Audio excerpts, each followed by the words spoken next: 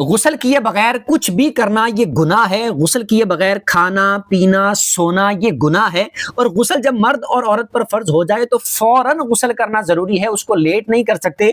बहुत सारी औरतें और मर्द इन सवालों में कंफ्यूज होते हैं, इस तरह सवाल पूछते हैं। इन सवालों की तफसील तवज्जो से सुन लीजिएगा और सदका जारिया समझ के दूसरों के साथ शेयर भी कर दीजिएगा।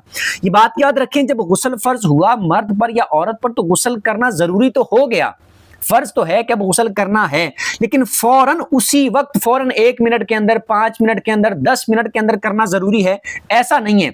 ये मौके की मुनासबत से होगा। मिसाल के तौर पर रात को गुस्ल फर्ज हुआ, इशा की नमाज अदा कर चुके हैं, अब उसके बाद रात को जब फर्ज हुआ है तो फौरन उसी वक्त उठ के गुस्ल करना जरूरी है, ऐसा नहीं है। उसमें रुख्सत है, इजाजत है। अगर आप फौरन उसी वक्त करना चाहें तो अच्छी बात है, कर लें। लेकिन अगर आप सुबह करना चाहें तो आप सुबह फजर के टाइम में कर सकते हैं, फजर से पहले कर सकते हैं। गुस्ल करके आप नमाज अदा कर लें तो उस सूरत में गुनाहगार नहीं होंगे। यानी पूरी रात बगैर गुस्ल के गुजारने की वजह से या बगैर गुस्ल के सोने की वजह से या उसमें खाना खा लिया या कुछ पी लिया या कोई भी चीज खा पी ली तो उसमें गुनाहगार नहीं होंगे।